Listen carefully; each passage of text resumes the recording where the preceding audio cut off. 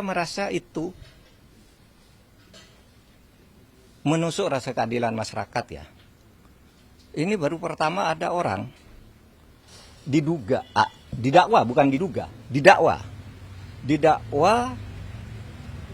melakukan tindak pidana korupsi dan tindak pidana pencucian uang sebesar 300 triliun.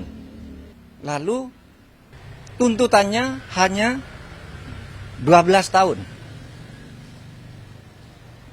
Dengan uang yang tadi 300 triliun itu dikembalikan hanya 210 miliar.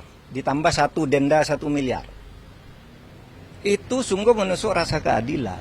Karena apa?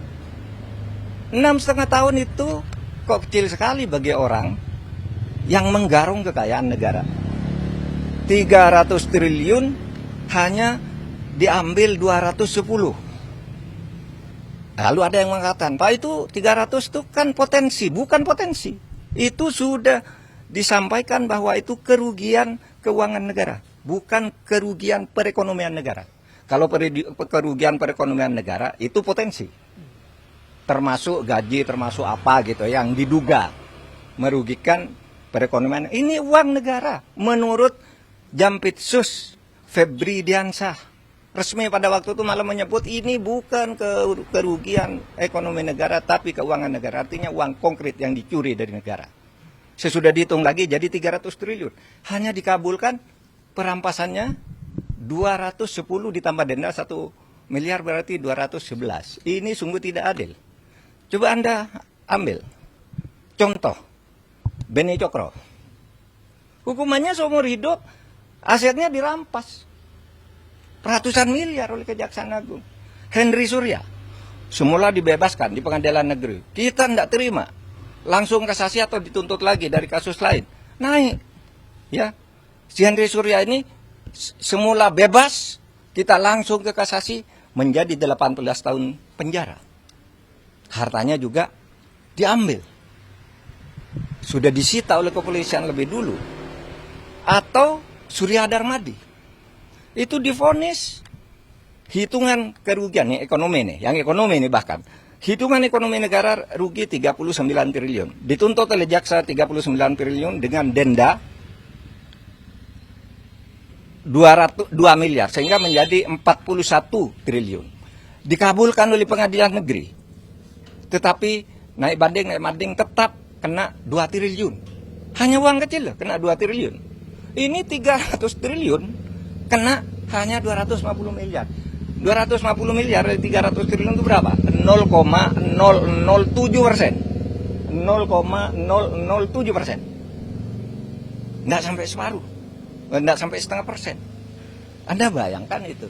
Nah oleh sebab itu, menurut saya, Kejaksaan nampaknya kurang konsisten juga. Mengapa menyebut dakwaan 30, kok kemudian tuntutannya 250? Kan terlalu jauh, meskipun sudah dihitung ulang oleh pengadilan, terlalu jauh itu. Oh, berarti kalau dari 350 jadi ini, berarti seluruh dakwaannya itu agak hoax, gitu ya, agak tidak tepat. Nah itu supaya diingat bahwa kita mau mengembalikan aset sekaligus memberikan hukuman yang setimpal. Apapun alasannya, itu hukum yang berlaku. Dan itu sudah didiskusikan lah soal denda damai, soal kembalian aset sudah didiskusikan semua dan sudah ada undang-undangnya di tempat kita. Kalau Kejaksaan Agung mau konsisten ada dong. Karena dulu pernah terjadi pada Henry Surya, terjadi pada Yan Darmadi. Ketika hanya mau didenda, kami usul ini pengadilan kena kan 2 triliun dan penjara 16 tahun. Nah, kalau ini mau dilakukan, bisa naik banding lagi. Tapi tetap aneh bagi saya kalau dakwaannya 300%, bisa naik banding lagi. Kalau dibanding kasasi lagi, bisa PK lagi. Tapi sementara selama ini, kan belum inkrah semuanya. Itu masih bisa dilakukan. Meskipun kasus ini kan agak aneh ya. Ada unsur politisnya kan. Ketika ditetapkan si Harvey itu sebagai tersangka, kan ada berita kantor Kejaksaan Agung dikepung, ya kan? Lalu Jaksa Agung memberi penjelasan diintervensi oleh Brimob atau apa gitu kan, Jaksa Agung ngomong di televisi ya. Lalu analisis di luar itu sebenarnya bukan penangkapan terhadap mafia nikel, tetapi apa? Itu upaya pergantian penguasa mafia, sehingga yang lama dihantam agar ganti gitu. Tapi hukumannya tidak sungguh-sungguh. Analisis itu pernah muncul. Saya baca itu dari pernyataan terbuka Pak Ansat Mbai, mantan kepala BNPT ya waktu itu. Dulu, zaman saya Menhan dulu dia kepala BNPT, tapi dia berbicara dalam konteks ini, Pak, ini kan hanya pergantian aja. Sehingga kelihatannya tidak sungguh-sungguh atau takut. Nah ini tantangan, tahun baru ini tantangan, Anda mau bersikap apa terhadap ini?